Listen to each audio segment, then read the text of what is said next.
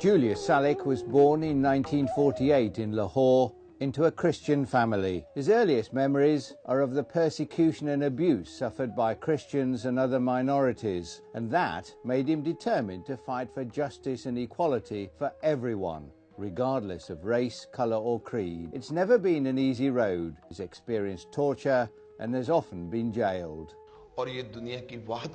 Pakistan was the first country in the world to come together following a struggle by minorities.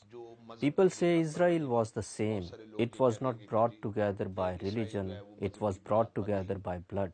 New minorities are being created all the time. We have to look after them.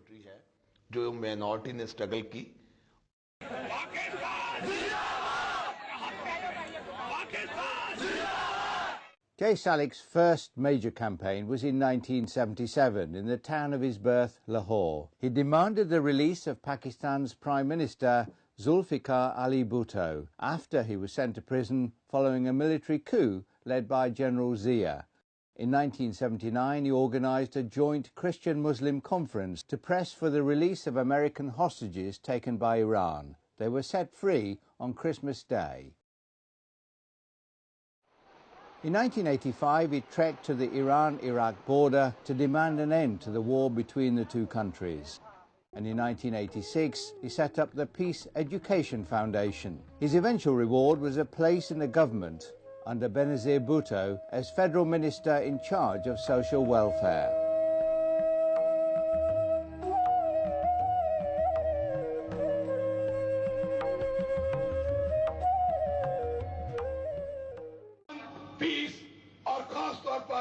We are fighting for human beings and not for religions. Our lives are about love and peace. We are in an eternal war for peace and humanity, a war we must win.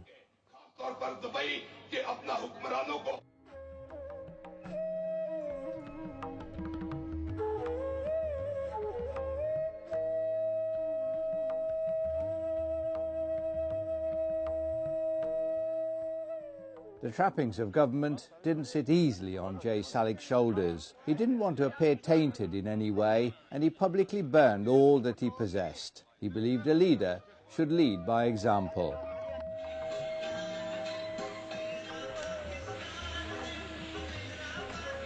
After I burned everything, I put the ashes on my head, and the hot ash and cinders damaged my eyes, but I did not care.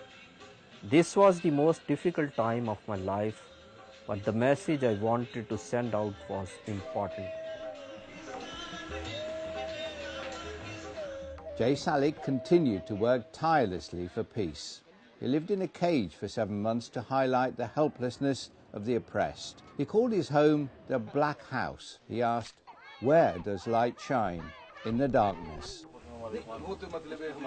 Christians and Muslims agree there's only one God, and there's a need for peace. I've been in the cage for more than 6 months, and it's all in the name of peace. As his fame spread, Jay Salik was elected to Parliament despite spending no money on his campaign. Wherever he went, huge crowds gathered to hear what he had to say. Even though he's known as a devout Christian, the poor and the oppressed in countries all over the world of all religions knew that he was fighting for all of them.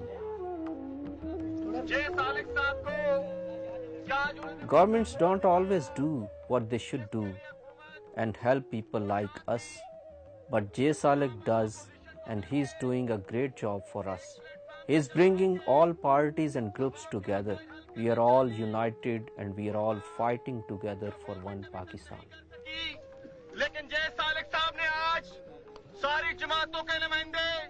For Jay Salik, actions have always spoken louder than words. He joined the poor of Islamabad when the authorities disconnected the electricity to the slum areas, and when there was a delay in compensation payments to the family of a boy who'd been drowned in an open ditch, he donated the belongings of his house to the dead boy's father. When plots of land were handed out, Jay Salik said he wouldn't accept anything until each and every poor person owned a house. To get maximum publicity for his stance, he moved house using purchasing 7 camels, so his possessions would be open to public scrutiny. At the end of his tenure as a minister, he left his bungalow in the minister's enclave, which he had declared as a national orphanage.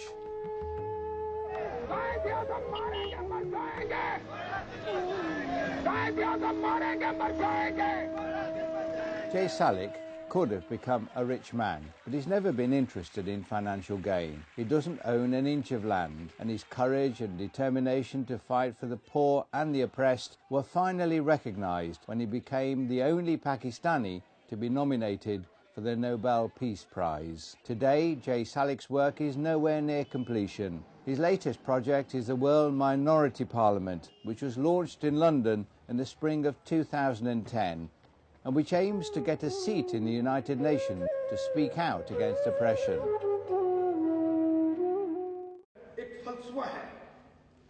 If there is a majority for anything, it automatically have a bigger and bigger following, even if it's wrong. I stood as an independent in Pakistan for minorities and got the highest vote. I didn't spend a penny on my campaign, but they all voted for me. I'm aware of the persecution that happens to minority faith groups in Pakistan.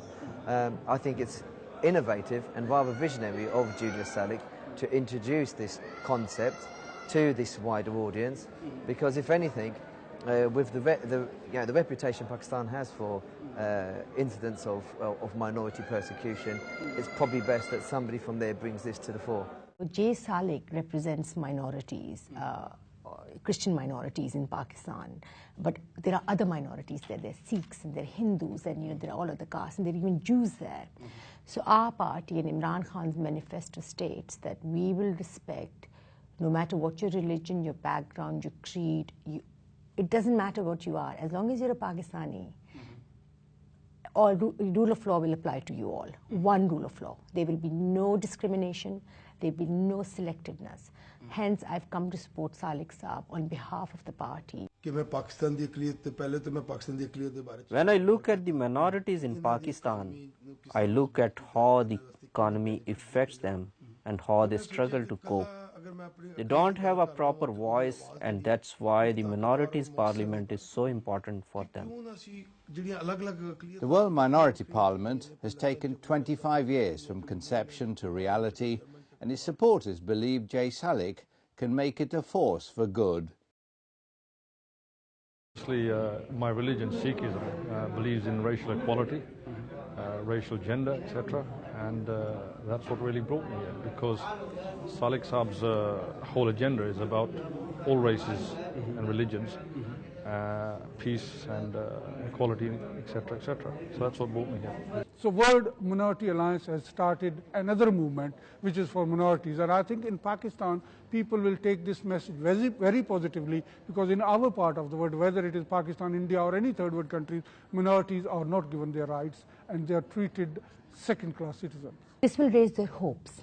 This will raise their hopes that there is an independent body being set up which will target their issues and maybe highlight it to the international forums, United Nations, human rights agencies, associations. So this is a hope for them. I don't know what impact it will be and how much effect it will be, but at least it's a ray of hope to say, hey, look, you know what? There are people out there who are thinking about us, and if we have issues, they will be escalated. Julius Salik has said, I have suffered pain and humiliation, insults, beatings and torture. I have faced death threats and intimidation. I've been accused of treason and fraud. I've survived a barrage of abuse. Good work will always fetch criticism. I don't give ears to such negativity, because if you start listening to loose talk, you can't work. Even with the minority parliament established as a major force, he has no intention of stopping working. For millions, he is the voice for peace.